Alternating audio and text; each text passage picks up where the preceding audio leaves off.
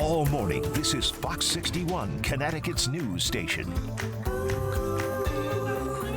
Let's take a live look at Bradley International Airport as Memorial Day weekend travel is in full swing. AAA says it projects a record number of people will take to the skies this weekend, and our Glenn Kittle is at the airport. We'll go to him live in about 2 minutes from now with more on how the lines are looking at this hour. Looking pretty good there right now. Not So bad. that's good news at 6 o'clock. 6 o'clock, good morning to you. Thanks for starting off your Friday morning with us here at Fox 61 and Fox 61 Plus, America Areas. And I'm Bridget Bureau. Finally, we made it to Friday. I feel like it took a long time to get here with all the weather we've been dealing with.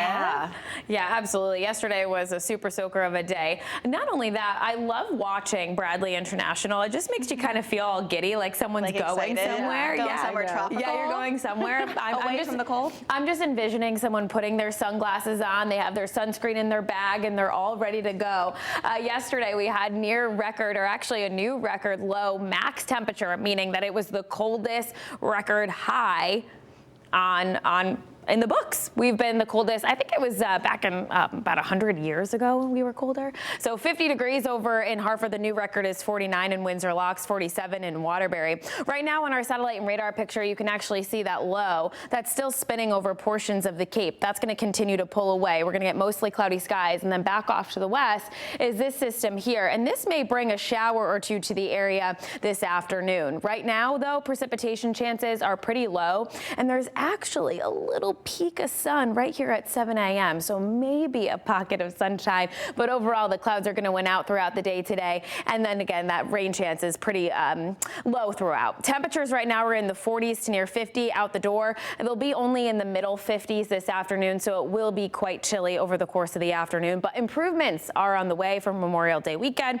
We'll have more details on that coming up in just a bit. If you're hitting the roads early this morning, overall I think our drives are just fine across the state, so no major issues to tell you about at this hour. So we're taking a look here over in Windsor to the 84 interchange at 3 minutes. Newport Ave to the Hartford Tunnel is 5, and Route 2 West, Glastonbury to the Founders Bridge is just around 6 minutes. Over to you. Rachel, thanks. All right. Memorial Day weekend travel in full swing, and AAA projects a record-breaking number of people are going to hit the roads and the airport this year. That's right. Fox 61's Glenn Kittle joins us live from Bradley International Airport with a look at how the lines are starting to shape up there, Glenn. We got the wave of travelers for the holiday. We also have the Real ID fiasco still lingering. How's it looking? Yeah, good morning, Erica, Bridget. All those factors definitely coming into play, but at Bradley International Airport this morning, things, while busy, have been moving right along. I'm going to take a step out of the way to check out that line. At around 5 this morning, it was a little farther back, probably a little more toward the ropes that we're seeing at the end here, but other than that, it's been smooth sailing, really. Only one delay to speak of. That's a Washington, D.C. flight coming here at about 8:05. It's been delayed really 10 minutes, and matter of fact, we've seen on the flight board, flights coming in early, so it's been a pretty smooth travel day here for Bradley International Airport. One of the things that has changed is the Real ID laws. We'll get into that in just a second, but from Thursday until Memorial Day, AAA projects 45.1 million people will be traveling at least 50 miles from their homes. That's an increase of about 1.4 million travelers from 2024, and this is also the first Memorial Day travel weekend with the new Real ID requirements. Bradley has been showing that signage for a while now, since the law was enacted on May 7th, but they also know that you can use your passport to get through the regular lines or have that Real ID present. If not, you'll have to go through an additional security line that is on the other side of the regular TSA lines. And Minnie Clark, we talked to her earlier today. She's traveling to San Diego. She says while Bradley was busy earlier in the morning hours, she said that so far her holiday travels have been smooth sailing. So far, it's been good. We didn't have to wait in that line, and we're going to head that way in a couple minutes, and it's going to be all good. Now, since the Real ID laws were enacted, TSA says that 93% of travelers have had either their Real ID or passport presented at security screenings. So for the most part, travelers have had a smooth transition into this new Real ID period that we're seeing at airports. And they are saying, TSA, to give yourself an extra hour of buffer room if you don't have that Real ID to get through that additional screening, so that way you make it to your gates on time. Live from Bradley International Airport, Glenn Kittle, Fox 61. Looks like everything is smooth going there, Glenn. Good to see that. Well, people gathered last night to better understand and identify potential hate crimes in Connecticut. It's similar to recent discussions across the state about hate crimes. Fox 61's Kay Pattyfoot has taken us to that talk in Middlesex, at Middlesex Middle School in Darien. In the wake of a recent incident at a middle school in town, the Darien community came out Thursday night to learn more about hate crimes in the state and what differentiates a hate crime or a biased incident, something law enforcement says often gets mixed up. Hate crimes in the United States are rising. What we've noticed is that, or what we've seen is that since 2020, hate crimes have increased year over year over year. So much like any other increase in crime. In the wake of the murders of 2 Israeli ambassadors in Washington, D.C., the message to stop the hate is becoming more prominent. Community conversations are happening all across Connecticut regarding hate crimes and opening the conversations about microaggressions, racism, and ignorant comments being made. Recently at Middlesex Middle School in Darien, a racial slur was found written on a desk, which prompted many people to speak up at a community forum Thursday. I wanted to see what the town was committed to do about the recent hate crimes at the middle school, actually knowing now that they're not hate crimes. The hate incidences at the middle school.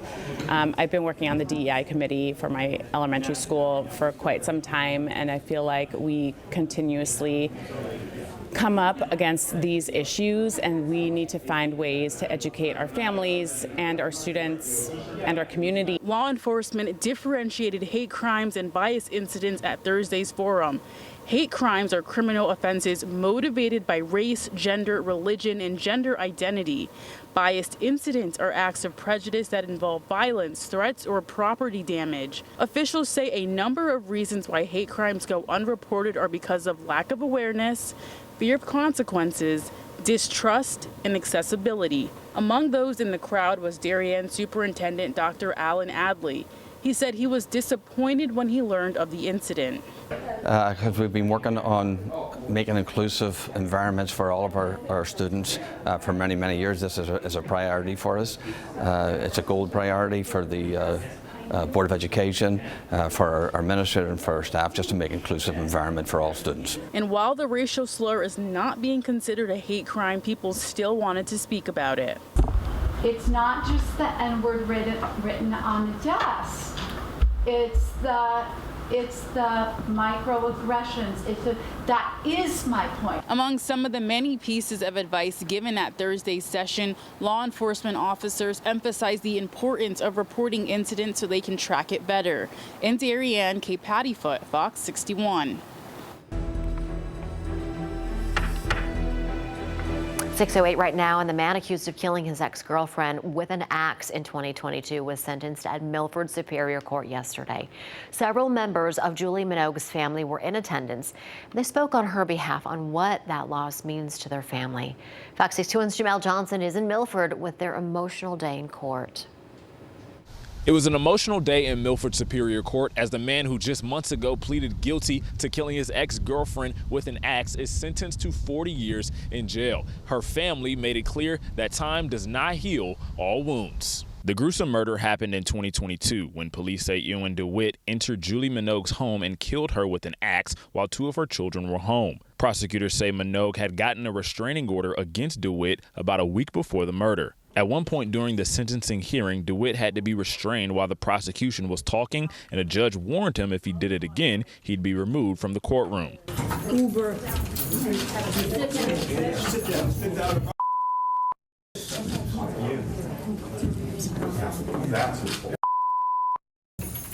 If outbursts like that continue, I'm left with no other choice but to ask you to remove you from the courtroom and the That'd be great.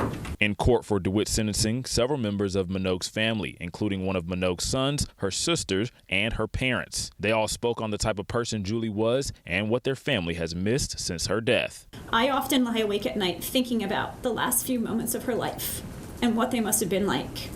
I can't imagine the fear and the pain in those last moments of her life. I pray that God took her quickly so that she didn't feel pain.